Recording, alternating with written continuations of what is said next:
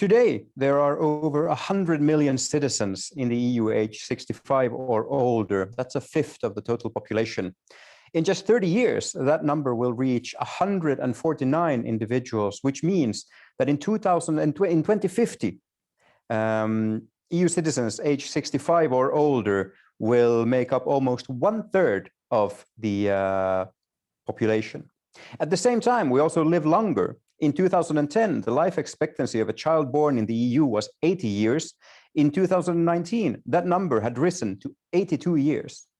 Healthy aging is a key to a sustainable European society. But how do we measure healthy aging? Is it quality of life? Is it the level of pensions? Or is it access to the internet? These are some of the things we will be discussing today on this discussion, Aging in Europe from North to South. Before we begin, I would like to extend the floor to one of the people who made this possible, the organization that made it possible, European Liberal Forum, and one of their board members, Marco Mariani, who will be speaking and greeting us on behalf of ELF. Il tuo turno, vai avanti. Thank you, Ted. Thank you so much also for your Italian. Good morning and welcome to this seminar promoted by the European Liberal Forum with the support of Svenska Bildningsförbundet. First of all, thank you for taking time out and being here today. My name is Marco Mariani and I'm a member of the board of the European Liberal Forum. For those who do not know us yet, the European Liberal Forum is the political foundation and the think tank of the ALDE party, the party of Liberal and Democrats. And we are working across Europe with 47 member organizations to test new ideas for a liberal future in a united Europe.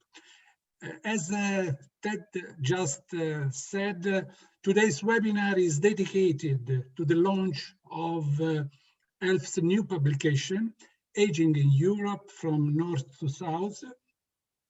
There are very interesting topics. When it comes to aging in the population, this gives us the chance to highlight the possibility that the welfare provides for people and the importance of cooperation at the European level. I mean that we have the opportunity to provide for increasing social, economic, and territorial cohesion. And this gives to ELF the chance to advocate very important fields such as the healthy aging, labor market participation and productivity, and the access to services and facilities. So today we have very motivational speakers, so I can't wait to hear that. I pass the floor back to Ted. Enjoy the seminar.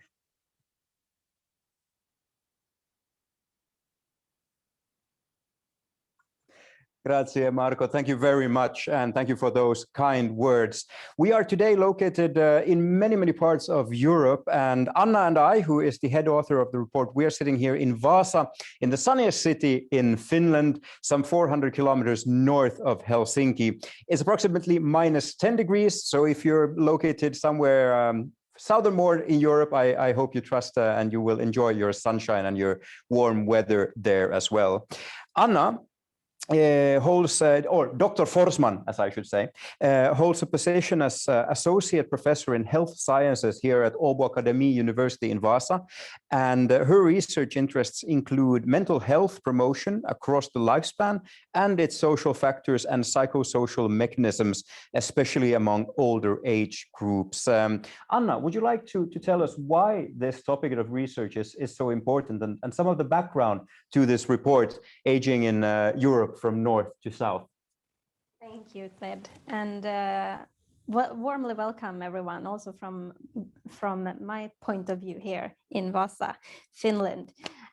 It's been a pleasure to write this report together with our authors, and we're very happy with the end result, and we're so much looking forward now to together discuss these topics that we've identified as crucial when it comes to policy making and when it comes to safeguarding aging well in Europe and various parts of Europe.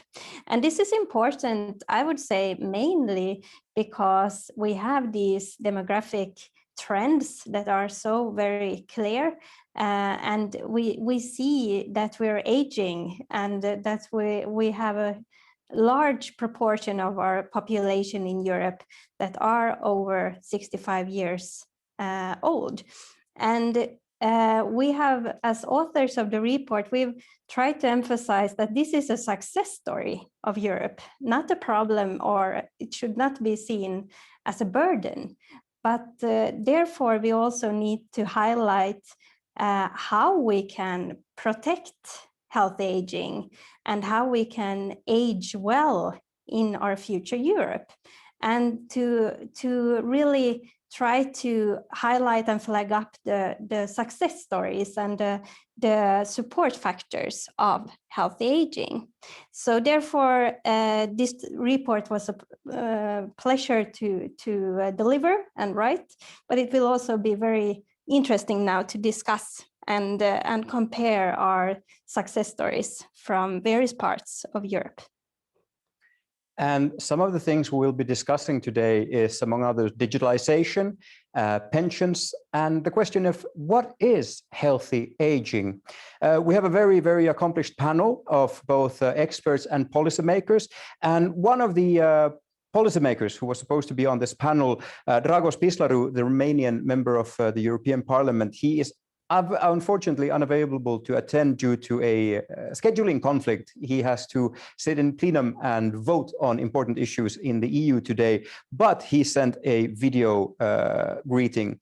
Dragos Pislaru is a Romanian economist and politician, and since 2019, he has been serving as a member of the European Parliament. He also held the position of Minister of Labour, Family, Social Protection and the Elderly in Romania from 2016 to 2017, and he is a member of Freedom, Unity and Solidarity Party and of the European political family Renew Europe. Here is his greeting.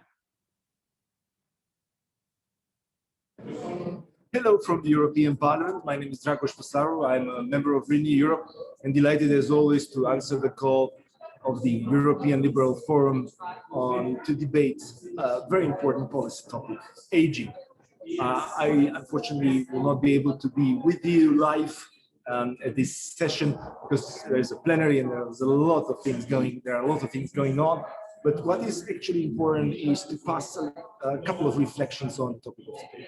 First of all, as liberals, it's very important to ask ourselves, how do we imagine our seniors, our aged people to be like in the future? And what we as liberals would like to have is independent people. We'd like to have active aging, people that even after 65 would be able to cater themselves on their own and not being dependent on the public administration for their wealth and for their well-being. So in order to achieve that, we need to do at least three things, or to be concerned about at least three things. Let me start with the first one. First one is obviously related to an income, a revenue that people over 65 should actually have. And obviously, this is a topic of mostly about the pension systems. What we need to have is a pension system that will be able to reflect the demographic challenge, where the dependency rate is actually growing and the life expectancy is increasing. So in order to do that, obviously, we should try to be sure that we have a sustainable pension system. And obviously, a balancing in the three pillars of potential pension system would be great, because the public sector will not be able in its entirety to take care of that. Because what we need to take in consideration is what's well reflected in the study done by the European Liberal Forum, is that you need also to take into consideration intergenerational aspects. We cannot borrow money today and hugely increase the government debt, putting thus a burden on the young generation to be able to pay the pensions of the aged people. So this being said, I think that one of the topics for us liberals is to be sure that we are actually looking at a sustainable pension system. I'm a rapporteur on the pan-European personal pension product. It's an initiative related to Pillar 3, where you have a voluntary contribution to pension funds, and the whole point is to democratize these particular products so that every person would actually be able across Europe to contribute. And that's actually one of the things that I think is part of the solution. Now, the second part is obviously about the health of the aged people. We would like to have active aging. That means, people in their seniority to be able to still be involved, not to be marginalized, and consider that their duty or their participation in society is done. And in order to do that, you need to be able to ensure the proper care for this segment of the population. Now, during the pandemic, we've seen how badly hit the elderly have been, and we've seen that both in institutionalized care, but also outside of it, we had quite a few problems with this particular demographic segment. And what we need to do is to ensure that we are going to develop the care industry, and this means that we need a public and private cooperation, so that we will actually be able, first of all, to have a lot of prevention going on in the health system, so that we will be able to increase the well-being of elderly people, and to prevent across the lifespan, the development of acute maladies. So what we need to do is actually to be sure that the care industry would actually be developed across Europe. And that's actually an amazing opportunity for jobs. This is one particular sector that is not that badly affected by AI and automatization. I think that this should actually be a very good source for well-paid jobs across Europe, and also at the same time reaching the goal of having active aging and healthier people. And thirdly, for us liberals, it's very, very important to take into account the big transformations of tomorrow. We are, the advocates and the pioneers in terms of promoting the digital transformation. And when we talk about digital transformation, already all the time we need actually to focus on the digital divide, so that we are not going to leave people behind from a digital literacy perspective. Yeah, it will be completely useless if we manage to digitalize the public administration, the services, and everything around. But then to have a good chunk of our population, a good part of the elderly population that will not actually be able to use the technology because they don't have the digital skills to do that. So in order to be sure that we have an inclusive approach, and we would like to have this digital transformation as the new normality in the future, we need to be sure that we are not going to neglect the elderly in this particular equation. So this being said, these are three of the main reflections. So one, obviously, it's related to the pension system. Second, the care system, and third, to the digital transformation and digital inclusion. I mean, these are well reflected in the work of the European Liberal Forum. And I'm sure that by being careful and studying all these things and looking at the case studies, we would be able to reach the goal of the liberals that I've suggested, that we will have active and healthy elderly people involved in the society and not marginalized. This being said, again, many thanks to the European Liberal Forum for inviting me to say a few words about that, and I will always be alongside you to debate, but also to represent you in the European Parliament on any policy issues that are stemming out from your work. Thank you very much, and I wish you a fruitful debate.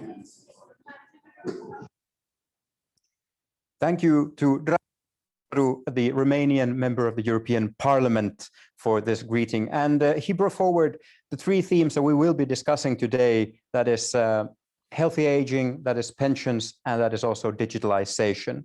And on the panel today are very distinguished experts and policymakers, and I would like to present them for you. Let's start off. I already presented Dr. Anna K. Forsman, who is the head author, and I would like to present Mr. Michael Fuchs from Austria, who is a co-author of the report. Michael holds a master's degree in social and economic sciences and is a researcher at the European Center for Social Welfare Policy and Research in Vienna since 2000. He has coordinated and has been engaged in several international and national research projects related to employment policies, social protection systems, and social inclusions. Herzlich willkommen, Michael. Hello, good morning. I would also like to present Mr. GianMarco Bovenzi from Italy, who is one of the co-authors of the report. GianMarco is an attorney with a master's degree in law from the University of Rome. He further achieved a postgraduate master's degree in forensic sciences at the University of Rome in 2018 and an LLM in American law at the Syracuse University College of Law. Welcome, GianMarco. Thank you. Thank you very much, Ted. Thank you. And finally, I would like to introduce Barbro Westerholm, who is a member of parliament in the Swedish Riksdag and also a part of the AGE platform, who we are cooperating with today. And I would like to extend a very warm welcome to Barbro, who had some trouble connecting, but you finally found the online seminar. Welcome. Thank you. Well, your mail with the link was lost in my spam mail, so it took some time to find it. Thank you. Better late than never. And Barbro is a Swedish politician from the Liberal Party. She has been a member of the Swedish Parliament since 2006 and was previously also a member from 1988 to 1999. And in 1979, as General Director of the Swedish National Board of Health and Welfare, she had homosexuality dropped from the list of mental health diseases. Thank you for that. And in 2009, she was awarded the Nordic Public Health Prize for work to fight against the discrimination against the elderly. This is our panel today, and let's start off with the first topic, digitalization.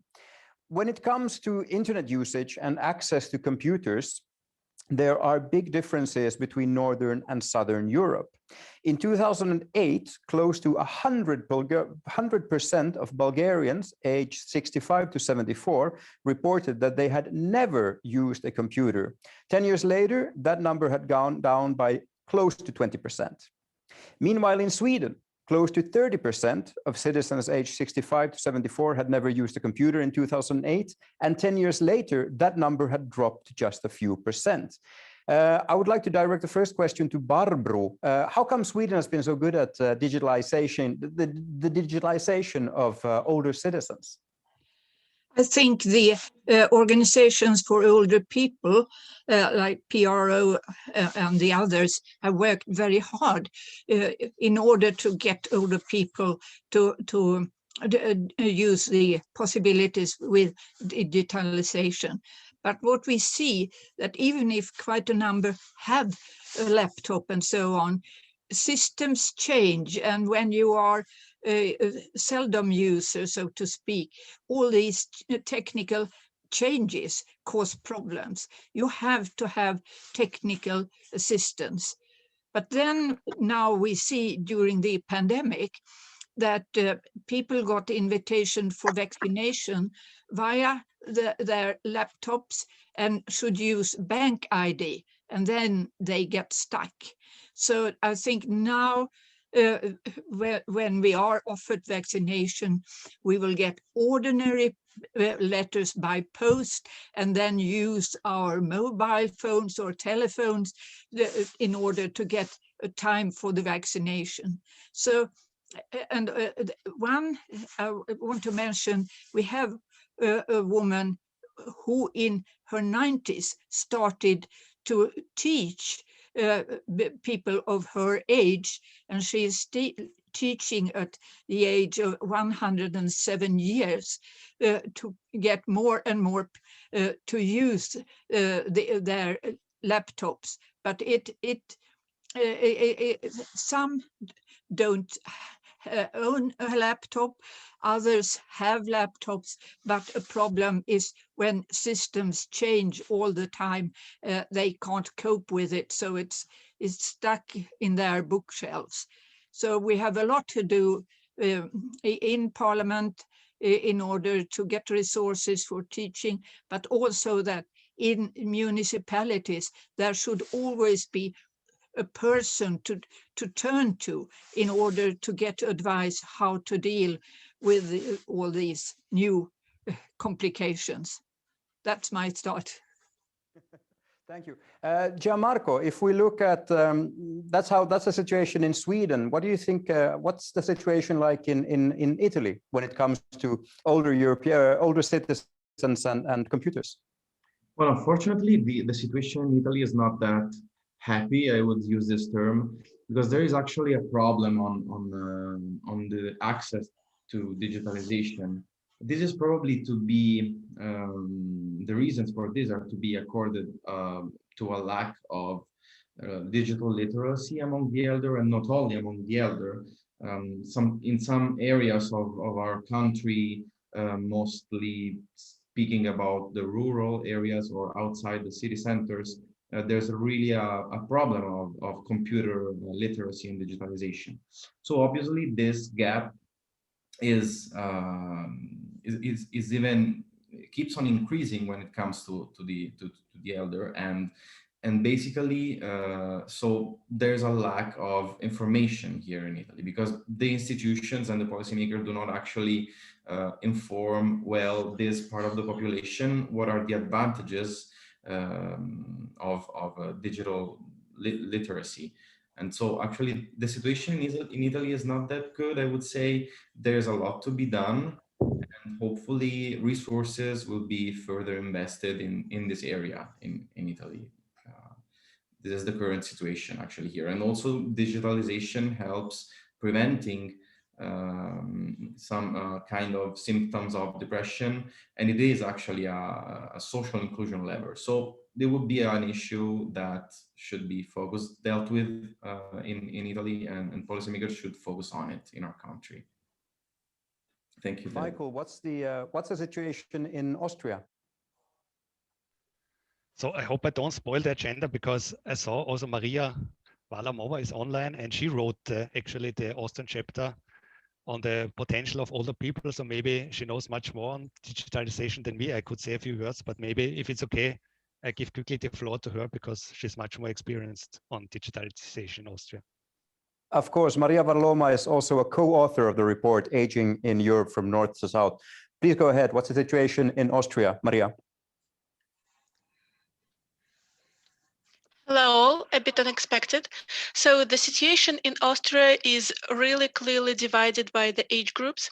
If we can see the younger generations being somehow engaged in the digitalization and being on one side of the digital divide, people aged 65, 70 plus are definitely on the other side of the digital divide, which really raises problems with their access to vital services, which was exacerbated by the COVID pandemics, as shopping, access to telemedicine, access to social interaction and communication, and to government services were provided via the internet, which really raised the question with the intergenerational fairness and the accessibility to vital goods and services. Thank you. Isn't this a wonderful world where we can sort of jump into a discussion regardless of where we are? Anna, I would like to ask the question from you as well. What's the situation with digitalization in Finland? Are our numbers as good as in Sweden? I would say so, yes. We have currently we have around 25% of the people aged 65 years or older that are not internet users, which is a quite low number. But of course, it's not enough, because these 25% of the older adult population will miss services or opportunities for using services and other resources that are available online. So it's a democratic issue.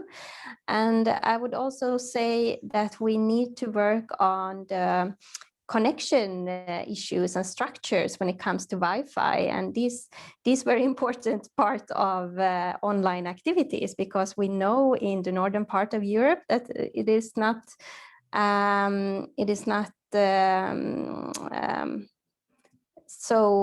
I mean, we have high rates of digitalization, but we have remote areas that are not so connected. And when it comes to households with older people, we know that Wi-Fi connections and these important structural resources are lacking. So this is also an issue that we need to compared to or in addition to the other important topics here, but structures and infrastructures when it comes to digitalization is important to address. And I know that you were personally involved in a project on getting digital access to older citizens here in the Greater Vasa region. Would you like to tell me a bit about that project, please? Oh, yes, with pleasure. Yes, the Aging Online project was an innovation project where we actually created a new online service together with older people and for older people here in the northern part of Europe. And we had collaborations with institutions in Sweden and here in Western Finland. And we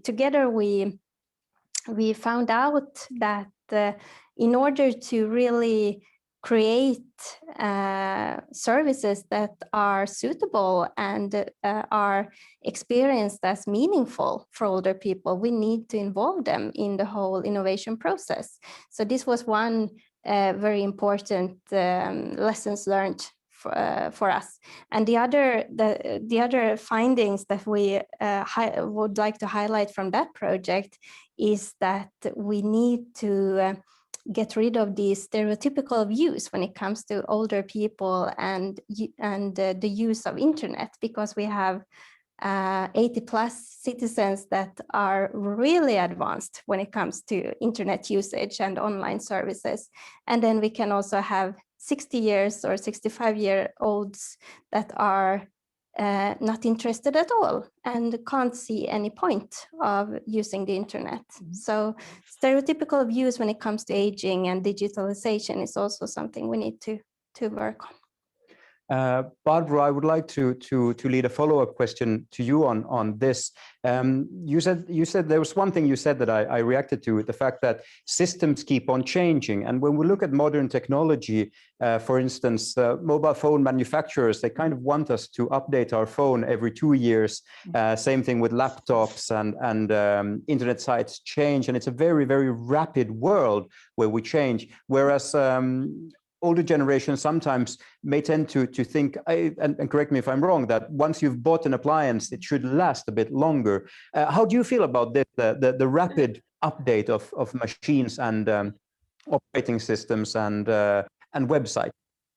That is a real problem, because you're right. If you are a retired person and you invest a lot of money into a laptop, and then you think it should last for many, many years, and then will all these technical changes and that you have to rely on buying a new one in 2 years' time, then you give up. And I can see quite a number of people who don't buy a new one, and therefore we work in order to get people to have someone to turn to, at least to update the laptops they have. And it becomes more and more important now when much of the hospital care we had is now moving into people's bedrooms and drawing rooms, and much of the consultation, many of the consultations are meant to be done via a digital system. And this is also a challenge now, how to handle this with the technical changes, because believe in this change, that you could stay home and not be kept in hospital longer than needed, if you can take care of many things at home, like blood pressure measuring and blood gas measuring and so on and so forth. So technical assistance in an easy way is absolutely necessary. Barbara, I would like to raise a follow-up question to that as well. And now I direct this question to you as a policymaker. When it comes to bridging the gap between Northern and Southern Europe, because listening to the things that have been said here today, in the Nordics, we seem to be fairly well equipped for the digital process of older Europeans and older citizens, whereas in the southern parts of Europe, not so much.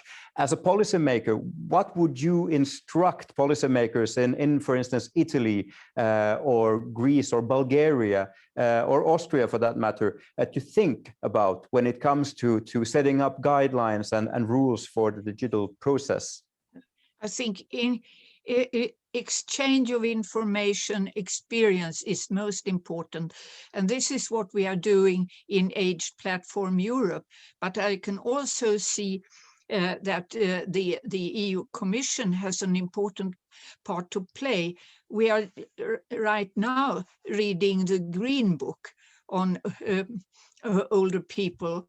And I think there, following that review, in that review, we should put forward the need to exchange experience about digitalization, how to have easy solutions. I mean, this is something which countries have to decide for themselves. But to exchange information, experience is very, very important, and to have meeting places for that. And then to involve politicians in this experience exchange is important, because questions concerning older people are not always that prioritized in the political family as they should be. Age discrimination is a problem in all countries, more so maybe in some countries, but to prioritize these questions, that's very important. As someone said, it's a democratic issue of great, great importance. We're talking about digitalization, and I have one final question, and I'm going to direct this one to GianMarco in Italy. When it comes to the public discussion, public debates, political debate in Italy right now, how high up is the question of digitalization in general, and in particular the digital process for older citizens? Well, I have to admit that in Italy, the public debate on digitalization is something that is actually debated, but it's always done in a very abstract way. So basically, there is never a concrete problem of digitalization. So what does this mean? That basically in the public debate, there are talks about the need of enhancing, for example, the Wi-Fi network, or for enhancing the tools at everybody's disposal, and especially when it comes to older generations. So there is a focus that within the public debate on digitalization, because it is actually a perceived flaw in the Italian system. And it is even more when we consider the older generation. Just to give you some data, for example, in Italy, only 34% of people over 65 years use the internet, and the EU average is 52%. So these data are actually quite dramatic, I would say. And moreover, the digital literacy, also considering that it may enhance of the 50% the capacity, as I was saying before, for older generation to prevent symptoms of depression, for example, it should be even dealt with even more. Policymakers should focus more on this topic.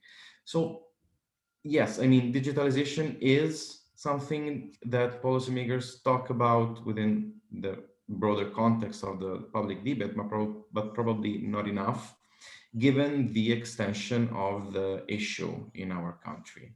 So this is what I would actually say. Still, networks are insufficient, and so insufficient are, for example, the services that the government provides for every citizens in general, and especially for older generations, which are not that much safeguarded in this regard. Thank you very much. I think it's time to wrap up this topic on digitalization and move on to the next topic, which is pensions. And Barbara actually said something about the fact that when you are an older citizen, you invest in an expensive computer, expensive phone, and then 2 years later you might have to buy a new one, and that will drain your resources. So let's move on to the question of pensions. And here, this is also something that Dragos Pislaru, MEP, brought up in his video greeting, the fact that how should we pay for it all, especially as the aging population is growing older, and there will be a larger portion of that of older Europeans in the future. And here I would like to direct the first question to Michael Fuchs, who I know is specialized in pensions, and I've talked to him many times and he loves to talk about pensions. So Michael, how do we finance the pension systems in the future? The floor is yours. Yeah, thank you. This is a very good question, and I at least partly agree, of course, with the colleague from the European Parliament that this is a big challenge in the future, given now that the baby boomer generation is going to retire very soon. And then we have less active contribution payers, and we have more pensioners. So this is really a difficult problem. And in Austria, there's always the question, can we still afford to pay the pensions in the future? But I think the question is wrong, because you can always afford to pay the pension.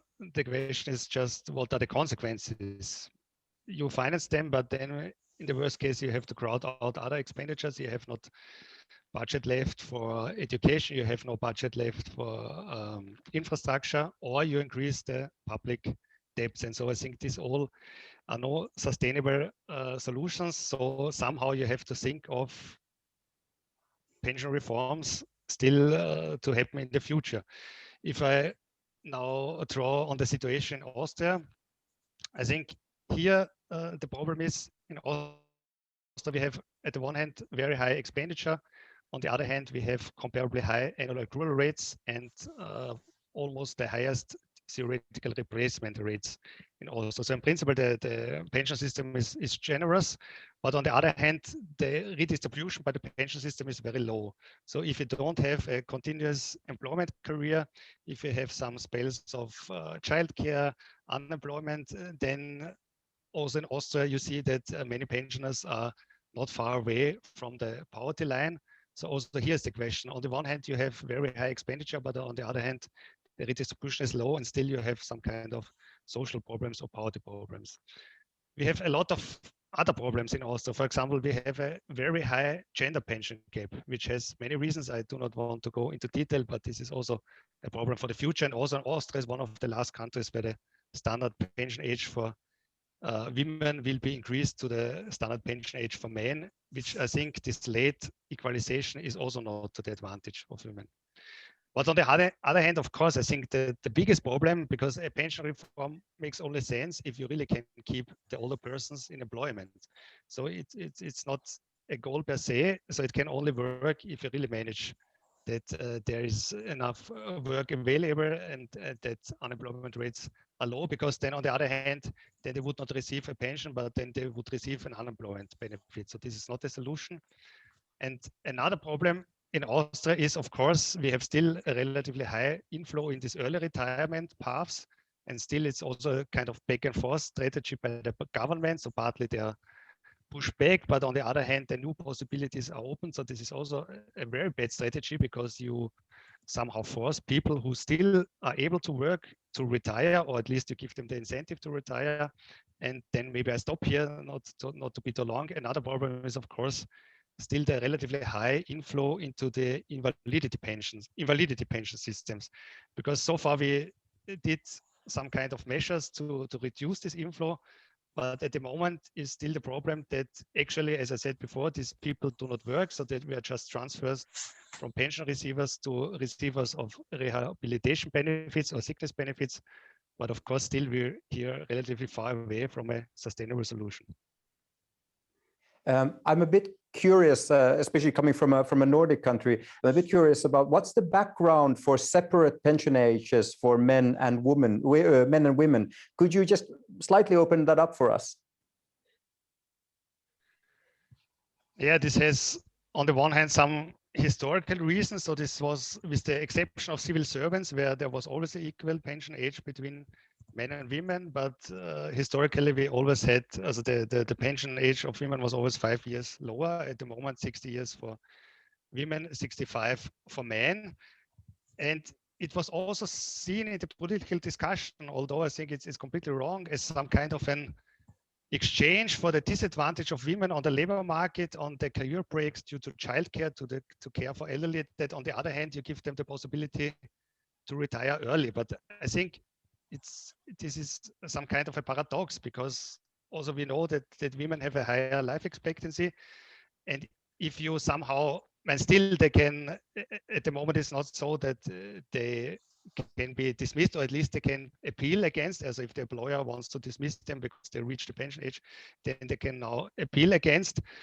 But still, there's still this culture and this tradition, and I think it's really to the disadvantage of women, because they, let's say 5 years before the pension age, and for them it's already 55, then they're excluded from some kind of advances in their career track. They may be excluded from certain increases in the salary, and in the end they have, in addition to their already on average lower contribution years due to childcare, due to care to elderly, also they lack up to 5 years of employment and contribution years because they retire earlier. So I think it's really a big problem. But in Austria, there was always the compromise was that this will be only increased between 2024 and 2033. So only in 2033, the pension age is equaled. And the argument was always the situation on the labor market is generally bad for elder people and especially for elder women. But I think at least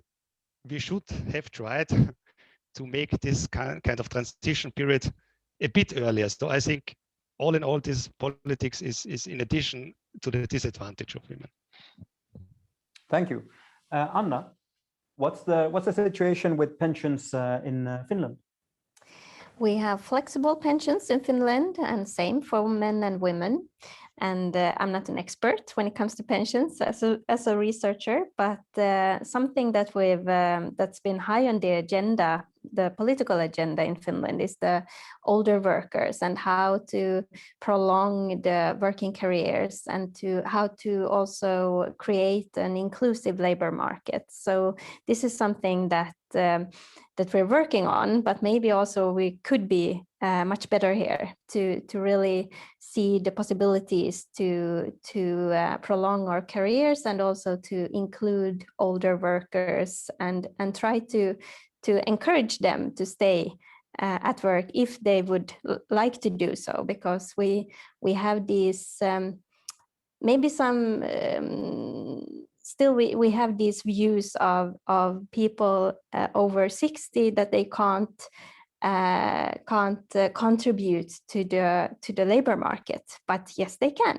And this is something that that is quite in my opinion at least this is a very prioritized topic when it comes to our political agenda, to also to solve the questions when it comes to finances, because I think if we prolong the careers we can also make sure that people that really need to step out from the labor market, that we can enable that and we can support that also.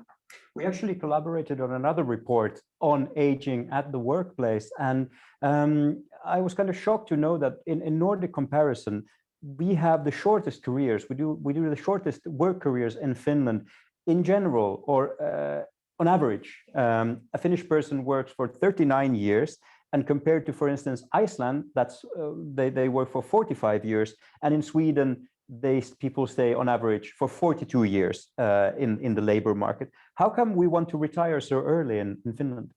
Oh, this is a really good question. I would say that we have traditions and maybe a culture where we're used to doing it like this. That while we're getting older, we are also entitled to step out of the labor market and maybe to disengage from society. But I think it's traditions and views that can also be changed, that are also changing. And but yes, it's I find it remarkable myself that we're in Finland. We have these statistics, and that we can't maintain in work. But on the other hand, I would also say that Finland, we have other issues or areas where we can be better when it comes to child support, for example, or parental leave. That we here also we are maybe a bit left behind the other Nordic countries when it comes to parental leave, and who stays at home as the caregiver and stays out of the labor market. So there's a gender divide there when it comes to work and the length of the career also.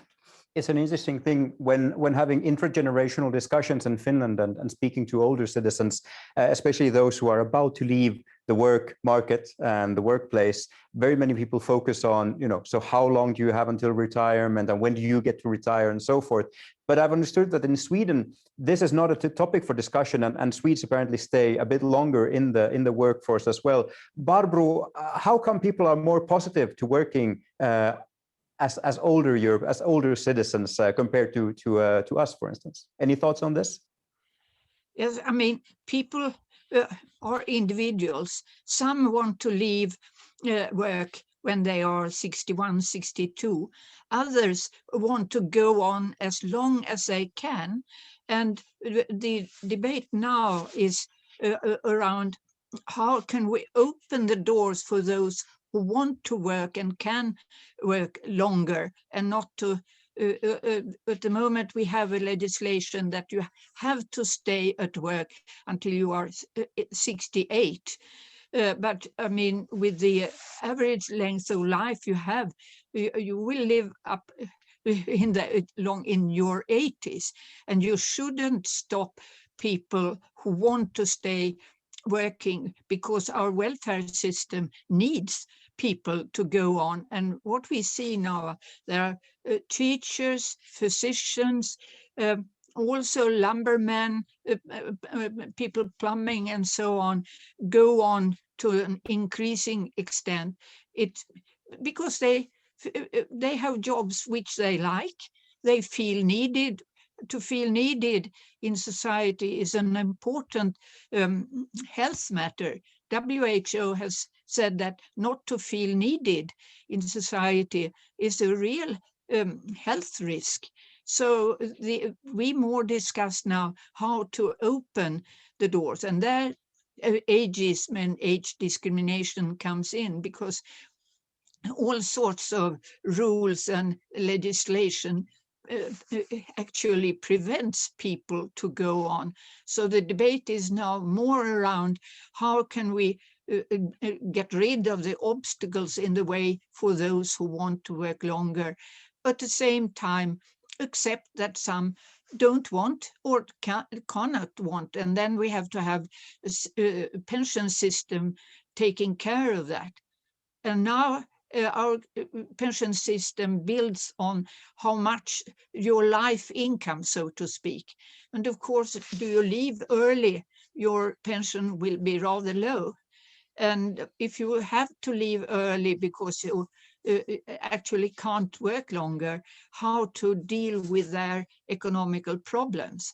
So there is a challenge now for our pension system, how to cope with those with very low pensions, and how to open the doors for those who want to work for up in their years. If I, Barbara, may ask a slightly personal question. According to your Wikipedia page, you were born in 1933, which, according to my math, means that you would have been eligible for retirement and pension quite a few years ago. But you've stayed in the work life as an MP. What keeps you going? What motivates you to stay in the workforce? Of course, it's meaningful, and I can see that as a politician, I can change things. I can change together with others, come up with my ideas how to change legislation in various fields. So that keeps me going.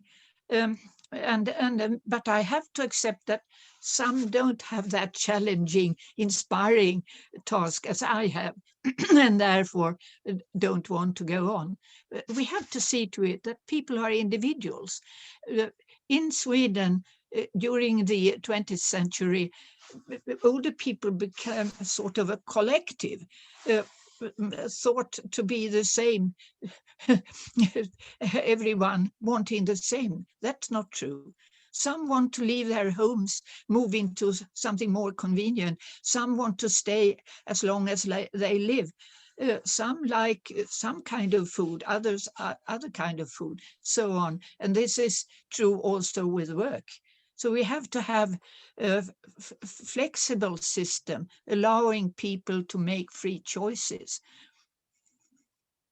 We're going to talk a bit more about that in just a second when we reach the third segment. But I would still like to ask a question from GianMarco about pensions and retirement in Italy. And reading the report, Aging in Europe from North to South, one of the things that was brought to my attention when it comes to aging and retirement and pensions in Italy is that you have two systems, almost two castes, because you have you have two separate aging populations in Italy.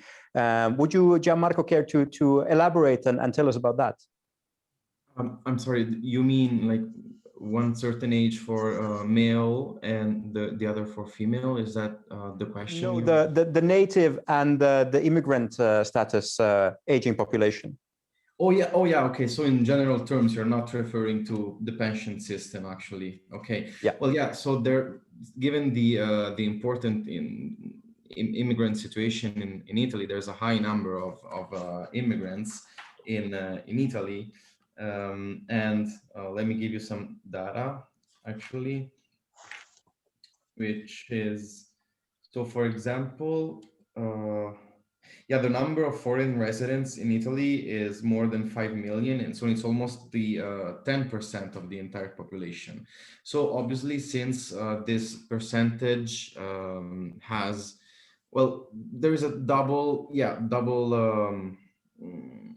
let's say double, as you say, a double aging population, and there will be probably in the future some challenges in facing this different shares of the population. This is because we have to consider that Italy currently is one of the countries in the world that has population composed by older generations. So, and while actually the immigrants are in their central age, so for example, from 30 to 50 years old. So there will be a sort of disbalance in the future, because while the Italian population of young people is currently, well, Italy is one of the lowest, so it is one of the highest ranking countries in terms of older generation, but it's one of the lowest ranking countries in terms of birth rate. So basically, there will be a disequilibrium in the future between these two generations, because on one hand, we have a low natality of native Italian residents, and on the other hand, we have a growing population of immigrants that are currently in their, let's say, 40s or 50s or 30s. So this is an issue that today is probably not considered as much as it should be, because we will have a future situation in which there will be such a disbalancing. Another issue, please allow me to say this, is for the current young Italian generations in terms of the pension system. This is another flaw, for example, in Italy.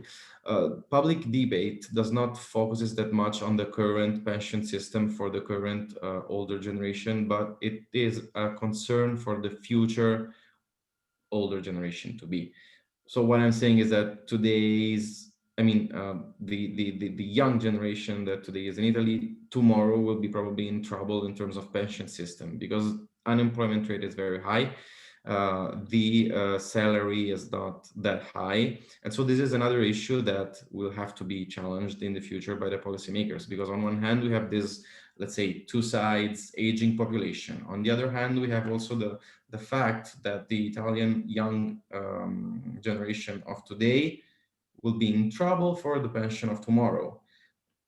So I say that this is not the ideal situation, or at least there's some confusion that has to be addressed, and then probably is not addressed and tackled as much as it should be.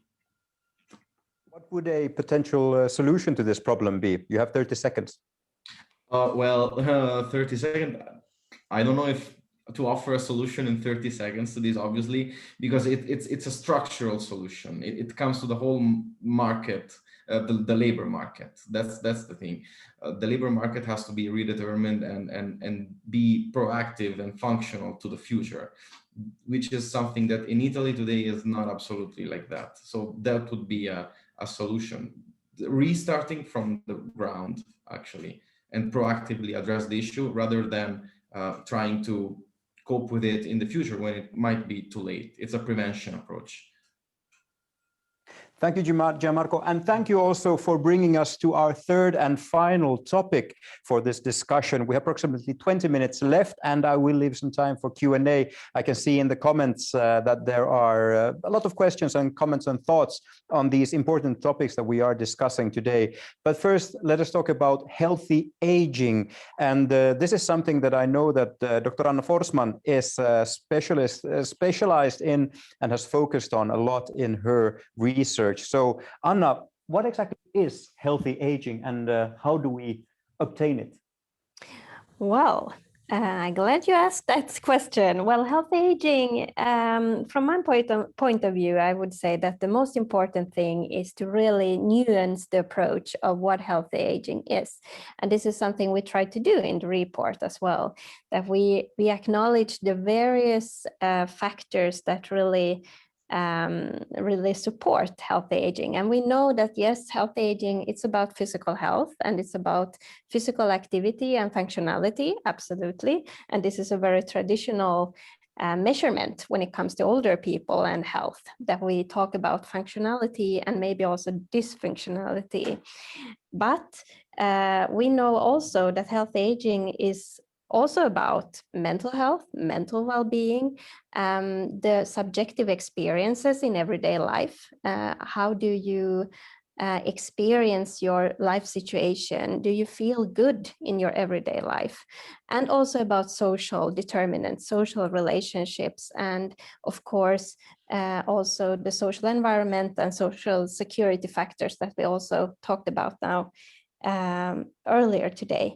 But I would say that this is very important to nuance the approach of what healthy aging is, and also to chive in here in the comment made by Barbro that we are individuals, so we don't have one success model or one equation for what the healthy aging really is to the older person, but we need to have various approaches to safeguard healthy aging in various parts of Europe and also in various parts of the older adult population and these segments. Talking about this and working on another report on aging in the 2020s with you, we talked a lot about the fact that as a society, we often view citizens age 65 or older as one gray mass, but these are very different. And there was a comment in the chat as well on the fact that an individual can be 65 and their parents can be alive and up in their 90s. And somebody who is 90 plus has different needs, different wants, different thoughts than somebody in who is 65 plus.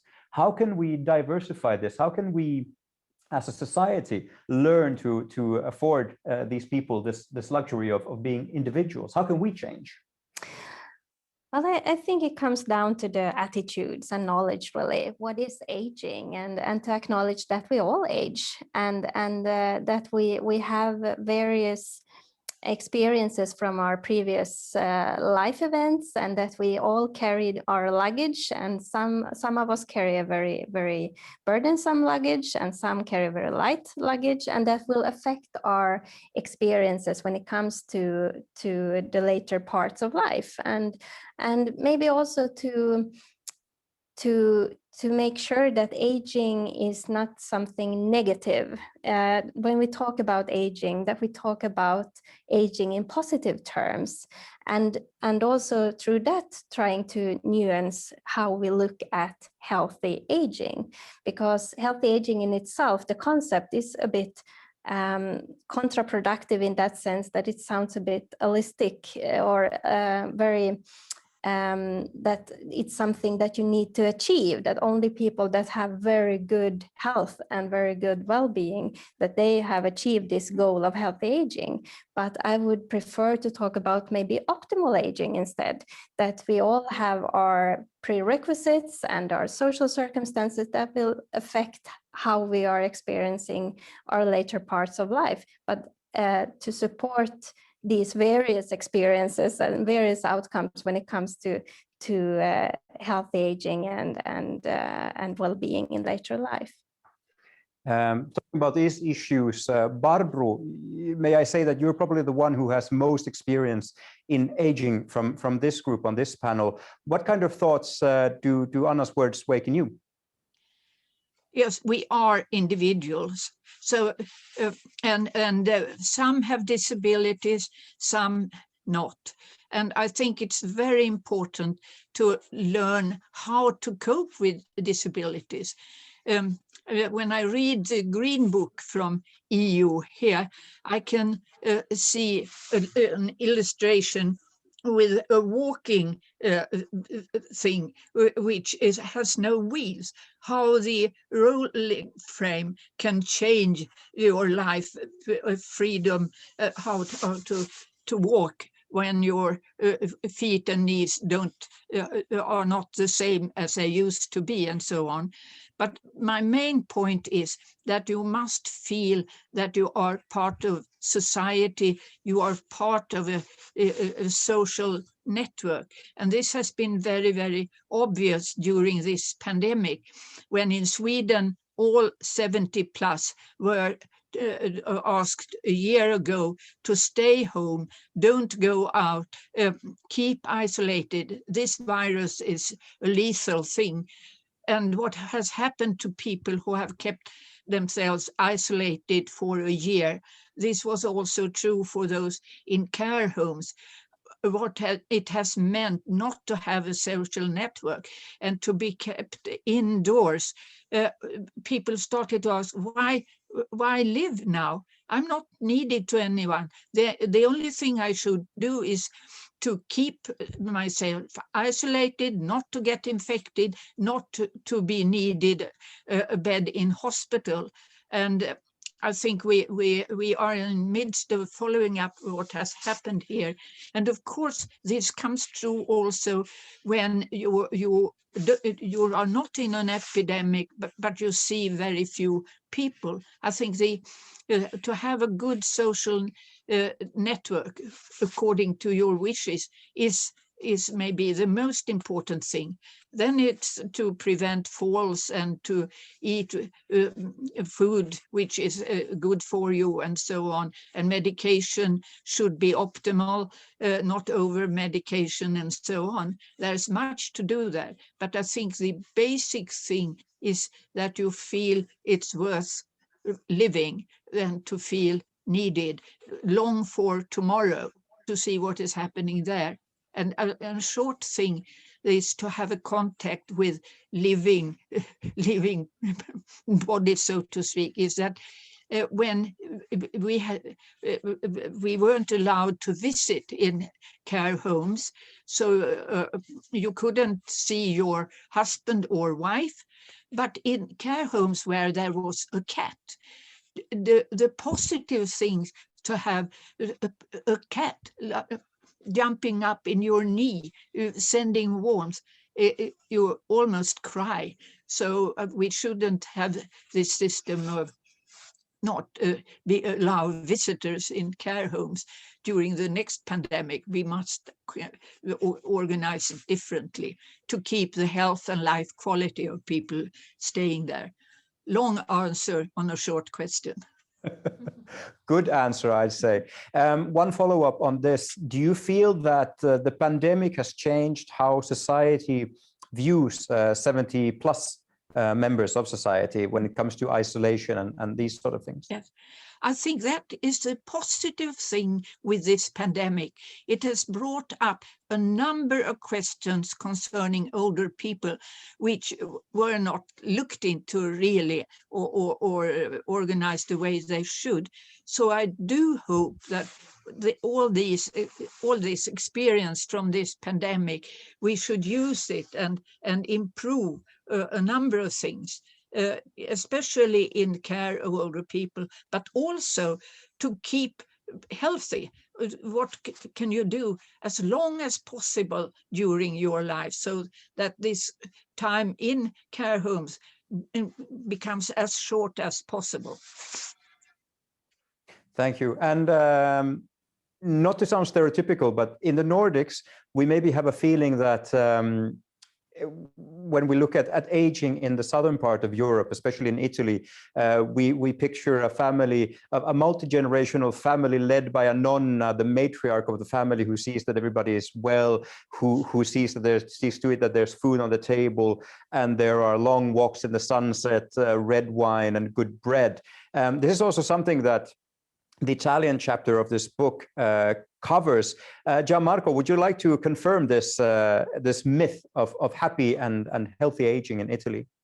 Well, let me say that it's not really a stereotypical situation, but it's actually the true one, mostly. I mean, it's not 100% as everything. Nothing is 100% totally. But basically, there is this huge, let's say, composition of huge families with the nonna, like a matriarchal figure, as well as the nonno, like this patriarchal figure, making sure that you ate everything, that that you had lunch and you had dinner and you had your wine. So there is basically what can look like a stereotype is actually a cultural way that in Italy we have.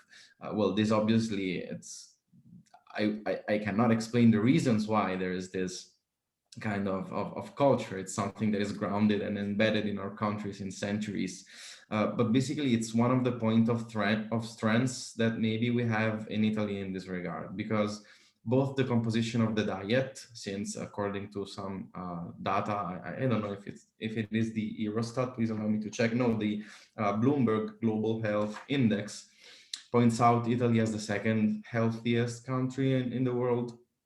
And basically this helps in the process of aging, because the composition of the Mediterranean diet, it's low fat, and obviously it's the good fat. And this is not my area of expertise, and I'm speaking also on the behalf of Dr. Felix Strollo, who participated in the in writing the article of the publication in relation to the medical on the field of the medical. But so yeah, basically the composition of the Mediterranean diet and of the Italian diet helps this process, because it helps in keeping in health. This plus this image of long walks with glasses of wine and all together and loving each other, it's something that is true. The idea of family in Italy is very strong, as we can all see in movies from everywhere, not only from Italy. There is this unity of family members. Obviously, as I said, there are exceptions, because there are exceptions everywhere. But the concept of family is very important here. So in the most of the times, the aging population is always accompanied, let's say that, by their sons and their nephews, and there are big lunches and big dinners mostly every week. I know this sounds maybe weird or maybe it's a talkative approach, but I think that as talkative as it might be, this approach is essential in this field, in this regard, because it is a big support, also big psychological support in the aging process. So yeah, Italy on this point is it's surely a point of strength in our country. Thank you for your thoughts. And finally, Michael, how is the situation in Austria? What is healthy aging in Austria right now? And what are your thoughts on the Nordic and the Southern models here? Yeah, thank you. If I may a bit address the situation in Austria, also a bit connected to the labor market. So we have a bit strange situation in Austria, or not strange, it's also logical from what we do or what we don't do. And of course, we're relatively good in overall life expectancy, but we're relatively bad in healthy life expectancy. And I think this has also to do with this Austrian tradition on repair medicine. So in most cases, we wait and see unless you have severe conditions, and then we try to treat you. And I think the focus should be much more on prevention and on secondary prevention, because we still also see, as I said already, from the still relatively high inflow into invalidity pensions, and the most sicknesses you apply for invalidity pension is, on the one hand, psychological diseases, and on the other hand, problems with the skeleton. And I think both diseases, or for both type of sicknesses, you could do a lot with some kind of prevention. And it also seems that as many women are affected by these psychological diseases, maybe one problem is also the lack of good measures for the reconciliation of work and family life, which really puts a double burden on women. And maybe this is also some kind of an outcome that then this high inflow in invalidity pension. And the last thing I wanted to say, but still we are also relatively good on the way with some kind of policy measures. So about 10 years ago, the measure Fit to Work was introduced, which both supports, on the one hand, employees, but also employers. So it's a kind of a counseling service and gives advice. And here the goal is that you don't wait too long. So you already act when the first health problems occur. And then you try to look, can, for example, the employee change something in his or her personal behavior? Can the workplace somehow adapt it, for example, and to related to this skeleton problems is that maybe you can stand while you do your work on the desk and not sit. So this also could help a lot in preventing.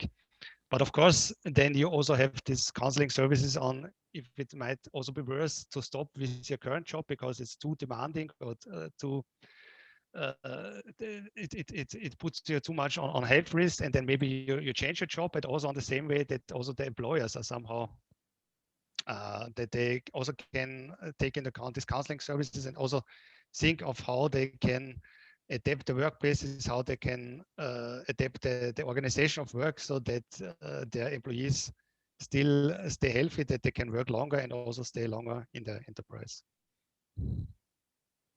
Thank you very much. These three topics, digitalization, pensions and retirement, and healthy aging, they are the main focus of the report, Aging in Europe from North to South, which we have here. You can, of course, find this report and the podcast on these topics on agingineurope.eu. Our time is almost up, but I would like to open up the floor for questions from the audience, comments, thoughts that this has awoken. Please raise your hand and have your camera ready as well. We'd love to see you because there are participants from a lot of countries. This is almost like the Eurovision Song Contest. If you have any questions, please raise your hand and I would gladly give you the microphone. Let me see here, because there I can see that there have been very interesting question, comments in the chat as well. Anybody? Would anybody like to ask a question from the panel, the experts or the policymakers? Otherwise, I'm going to assume that we have effectively covered each topic of this discussion. All right, going once, going twice.